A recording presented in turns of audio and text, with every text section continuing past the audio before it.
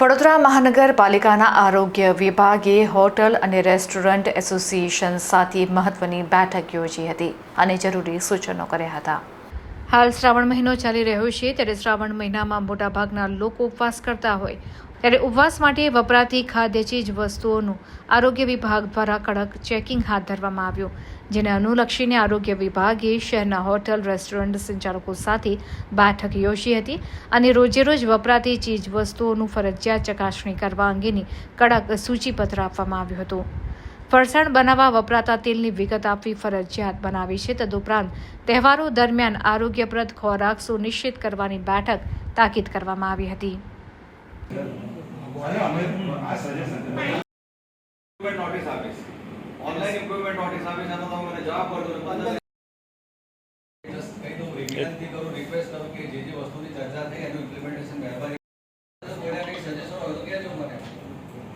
ઘણીવાર એવું એક તરફ એવું થાય તો વજન આવે.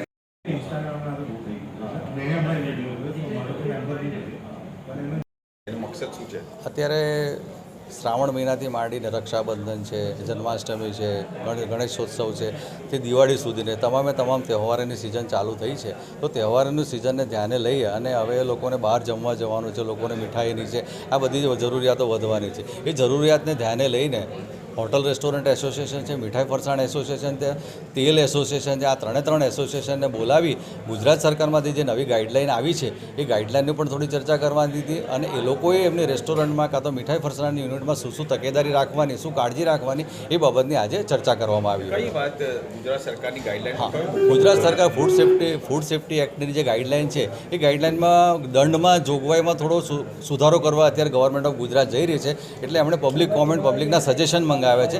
તો સજેશન કેવી રીતે આપી શકાય, કયા સજેશન એ લોકો પણ આપી શકે, એ પ્રકારની ગાઈડલાઇનને આજે આયોજન. 10 લાખથી ઉપરના લોકો પાસે રજીસ્ટ્રેશનની પણ નથી એવી એક વાત ચાલી રહી છે. હા, એટલે કામ કરો પણ કેવી રીતે જોઈએ? હા, એટલે 12 લાખ એકચ્યુઅલી 12 લાખથી ઓછી હોય તો રજીસ્ટ્રેશન જોઈતું હોય છે, 12 લાખથી વધારે હોય તો એને લાયસન્સ લેવું પડતું હોય છે.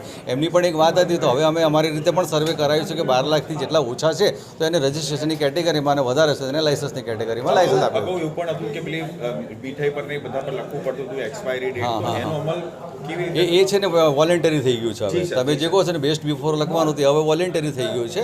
પણ બીજી વસ્તુ કે કઈ વસ્તુનો ઉપયોગ કરે છે, ધારો કે ફરસાણ બનાવે છે તો પામ ઓઇલમાં બનાવે છે કે કપાસી તેલમાં બનાવે છે, એ બી એણે ડિસ્પ્લે કરવાની. એ બાબતની બી આ લોકો એમના એસોસિએશન જોડે ચર્ચા થઈ. પનીર વાપરે છે તો પનીર જ લખવું પડે, મીડિયમ ફેટનું વાપરે છે, લો ફેટનું વાપરે છે કે પનીર વાપરે છે, એ બી એમને ત્યાં દર્શાવવું પડશે.